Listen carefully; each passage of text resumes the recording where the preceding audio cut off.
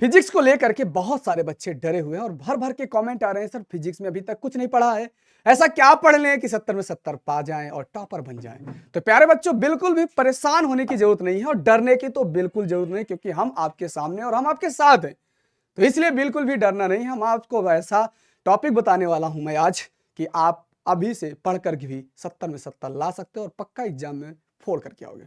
तो प्यारे साथियों, पेन और कॉपी लेकर के बैठना है, बिल्कुल भी पैनिक नहीं होना है, टेंशन तो लेना ही नहीं है। मैं इन टॉपिक्स को बताने जा रहा हूं, इन टॉपिक्स को अगर आप पढ़ के जाओगे तो पक्का 70 में 70 तो लाना ही फिक्स है। ये हम बोलते नहीं है, क्योंकि हम आकाश और पाताल की बात नहीं करते, हम यूपी बोर्ड की बात करते हैं। ठीक बेटा, चलिए तो हम शुरू करते हैं। क्या है ये टॉपिक, तो हम पहले देखेंगे कि आपको युद्ध में जाने से पहले युद्ध की रणनीति पता होनी चाहिए। फिजिक्स का पेपर देने जा रहे हो तो बेसिक आप सभी लोगों को फिजिक्स का पेपर के पैटर्न पता होगा, कैसे क्वेश्चन पूछे जाते हैं। तो ये रहा क्या होता है रूपरेखा, क्या होता है, प्रश्नों की रूपरेखा होती है और उसका अंक विभाजन होता है। तो जैसा आप देखोगे, पहले आपसे 6 बहुविकल्पी पूछे जाएंगे, फिर इसके बाद 6 अति लघु पूछे जाएंगे, फिर लघु उत्तरीय फर्स्ट टाइप के पूछे जाएंगे, जो क्या होंगे, जिनमें 14 अंक होंगे। क्या होंगे, जिसमें 14 होंगे। इसके बाद लघु उत्तरीय सेकंड की बात करते हो मेरे भाई, तो लघु उत्तरीय सेकंड की बात करते हो 14 नहीं बेटा, इसमें 4 होंगे। क्या होंगे बेटा, 4 होंगे। और लघु उत्तरीय सेकंड टाइप के अगर पूछे जाएंगे तो बेटा कितने, 10 पूछे जाएंगे। और इसके बाद दीर्घ उत्तरीय की बात करोगे तो दीर्घ उत्तरीय बेटा क्या होंगे, 4 होंगे, जिसमें हर प्रश्न 5 नंबर का होगा, यानी टोटल 20। और इस प्रकार से हम कहें कि ये बेटा क्या है, आपका पेपर 70 में 70 वाला पेपर बन चुका है।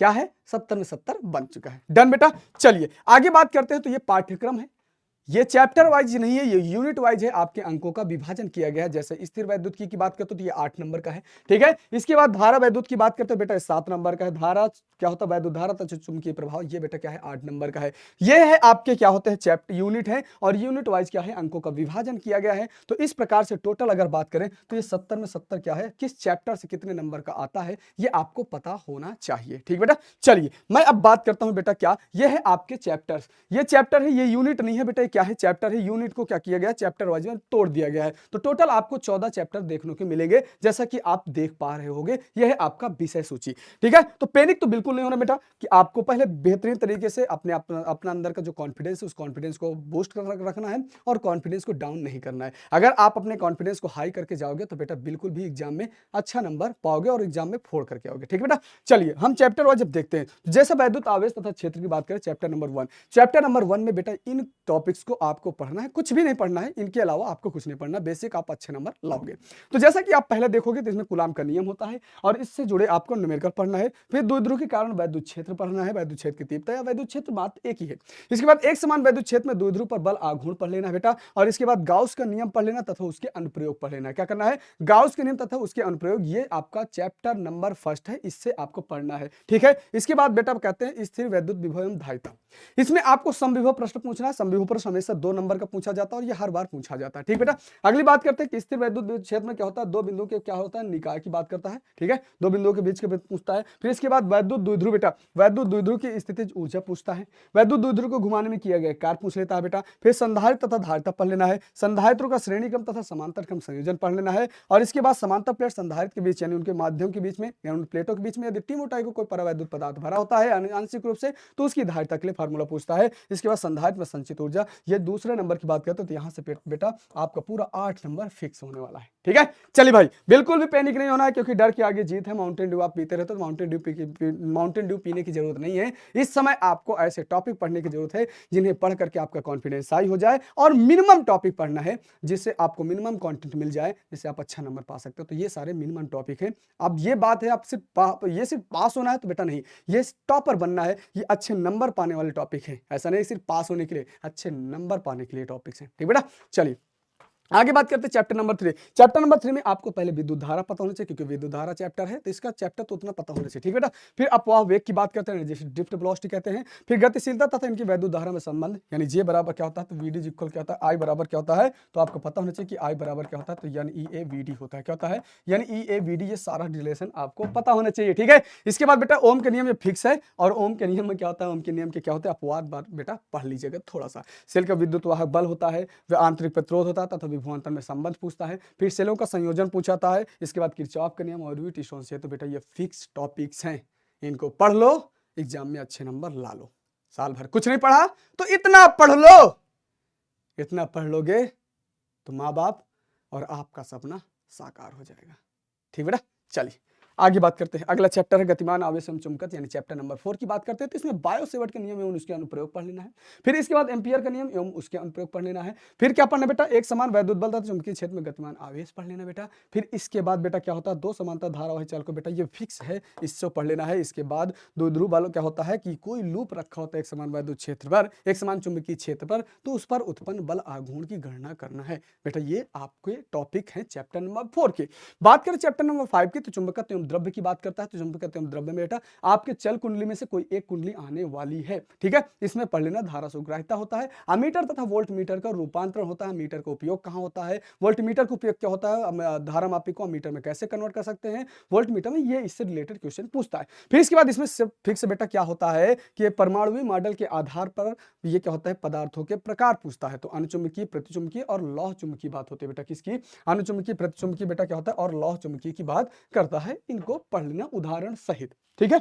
आगे बात करते हैं चैप्टर नंबर 6 वैद्युत चुंबकीय प्रेरण। इसमें बेटा क्या होता है, फैराडे का नियम पढ़ना है। इसके बाद ईएमएफ क्या होता है, प्रेरित ईएमएफ तथा धारा में थोड़ा संबंध पढ़ लीजिएगा, बस लेंज का नियम पढ़ना। इसके बाद स्वप्रेरण तथा अन्य प्रेरण, इसमें से आपका 4 से 6 नंबर आपका फिक्स है, ठीक बेटा। चलिए आगे बात करते हैं, ध्यान से पढ़ना है बेटा। अगले बात करते हैं तो बेटा क्या है, प्रत्यावर्ती धारा यानी चैप्टर नंबर 7 की बात करता है। चैप्टर नंबर 7 में क्या होता है, तो यहाँ पर प्रत्यावर्ती धारा तथा वोल्टेज का वर्गमाद मूल, यानी आप कहोगे सर यहाँ पर क्या होता है, तो आपको VRMS या और IRMS पता होना चाहिए। जैसे कि आप VRMS क्या होता है, तो V क्या होता है, V0 अपॉन में √2 होता है, और IRMS की बात करते हैं तो I अपन क्या होता है, I0 अपॉन में √2 होता है।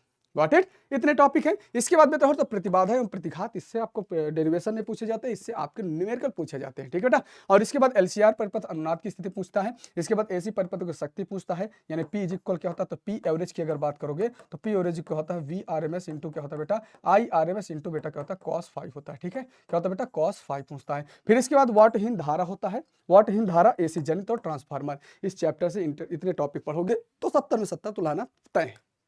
बात करें बेटा अगले चैप्टर की, तो अगला चैप्टर है वैद्युत चुंबकीय तरंग। बेटा इससे आपका 4 नंबर फ्री का होता है, ठीक है। क्या होता है, तो वैद्युत चुंबकीय स्पेक्ट्रम पढ़ लेना और वैद्युत चुंबकीय तरंग के बारे में पढ़ लोगे तो 4 नंबर बेटा बिल्कुल फिक्स है, ठीक है। मैंने आपको इसमें आपको ट्रिक भी बताया है, क्या होता है इसमें, मैंने आपको ट्रिक भी बताया है कि गामा की XUV सीखने के लिए आई एम रेडी, यानी तरंगदैर्घ्य क्या होता है, तरंगदैर्घ्य के बढ़ते क्रम में बनाया जाता है, ठीक बेटा। हाँ, फिर इसके बाद बात करते हैं, यानी बुक सेकंड की बात करते हैं, किरण प्रकाश की तथा प्रकाशीय केंद्र की बात करते हैं। तो बेटा इसमें प्रकाश का अपवर्तन पढ़ लेना है। इसके बाद पूर्ण आंतरिक परावर्तन पढ़ लेना है, इसको अनुप्रयोग पढ़ना है, जिसमें प्रकाशिक तंतु की बात करता है। गोलीय पृष्ठों पर अपवर्तन पूछता है, पतले लेंस का सूत्र पूछता है, लेंस मेकर सूत्र पूछता है, संपर्क में रखे। बेटा इनमें से फिक्स है, इनमें से कोई ना कोई एक हर बार एग्जाम में, एक या दो हर बार एग्जाम में आ जाते हैं, क्योंकि यह चैप्टर और तरंग प्रकाश की मिलाकर के क्या है, 13 नंबर के, ठीक है, ठीक है। अगली बात करते हैं प्रिज्म से होकर, यानी प्रिज्म के लिए अपवर्तन सूत्र होता है बेटा। और इसके बाद ये होता है प्रकाशीय केंद्रों को पढ़ लीजिएगा, उनकी आवर्धन क्षमताएं। तो बेटा आपका नंबर कहीं कटने वाला नहीं है, आपका पूरा नंबर मिलने वाला है, ठीक है। चलिए, कहते हैं ना, लक्ष्य न ओझल होने पाए, कदम मिलाकर चल, सफलता तुम्हारे कदम चूमेगी आज नहीं तो कम। लक्ष्य बनाए हो अगर टॉपर बनने का, तो बेटा इतने टॉपिक एटलीस्ट आपको पढ़ के जाना है, और इतने टॉपिक आपको पढ़ना ही पड़ेगा अगर अपने सपने को साकार करना है, माँ बाप के सपने को साकार करना है, ठीक है।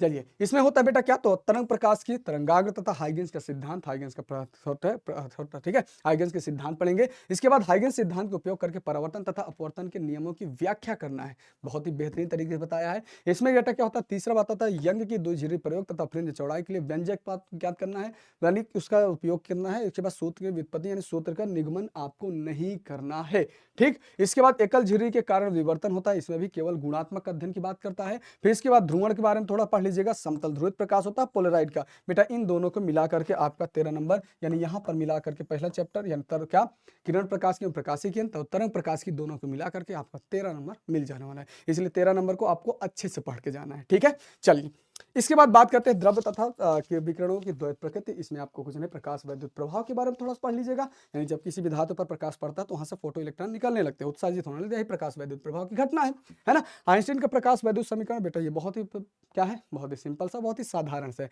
इसके बाद प्रकाश की कणात्मक प्रकृति ये पढ़ लेना है। इसके बाद बेटा दीप रोगनी तरंगदैर्घ्य संबंध पढ़ लेना है, बेटा द्रव्य तरंगे पढ़ लेना है। इतनी सारी चीजें पढ़ोगे तो आपका नंबर पूरा आने वाला है। डन। आप बात करते बेटा चैप्टर नंबर 11 की बात करते हैं और 12, है ना। चैप्टर नंबर 12 और 13 दोनों को मिलाकर के बात करता है। तो चैप्टर नंबर 12 और 13 की बात करते हैं, यहाँ पर परमाणु का रदरफोर्ड मॉडल पढ़ना है। फिर बोर मॉडल थोड़ा पढ़ लीजिएगा, फिर ये इंपॉर्टेंट है बोर मॉडल। इसके बाद हाइड्रोजन स्पेक्ट्रम, बेटा ये फिक्स है। इसके बाद द्रव्यमान क्षति की बात करते हैं, द्रव्यमान क्षति पढ़ लीजिएगा, बंधन ऊर्जा, फिर नाभिकीय विखंडन और नाभिकीय संलयन, इतना पढ़ पढ़ लोगे बेटा इस चैप्टर से तो इस चैप्टर के नंबर कहीं कटने वाले नहीं हैं। ठीक है, चलिए भाई अगली बात करते हैं। तो लास्ट चैप्टर में चैप्टर नंबर 14 की बात करते हैं। तो यहाँ पर बेटा ये फिक्स होता है कि ऊर्जा बंड के आधार पर ठोसों की व्याख्या करना। तो जिसमें से आपको पता है कि ऊर्जा बैंड के आधार पर, और जैसे बात करते हैं तो वहां पर ठोस कितने प्रकार के होते हैं, 3 प्रकार के, एक चालक होता है, एक कुचालक होता है और एक अर्धचालक होता है बेटा। ये आपका पूछ लेता है। और या तो सीधे सीधे अग्रदिशिक और पश्चिम दिशिक में क्या होता है, पीएन जंक्शन आपका अग्रदिशिक की तरह काम कब करता है और पश्चिम दिशिक की तरह काम कब करता है। फिर इसके बाद ये डायोड दृष्टिकारी के पूर्ण तरंग दृष्टिकारी होता है और अर्ध तरंग दृष्टिकारी के रूप में क्या होता है, पीएन संधि डायोड की बात करता है।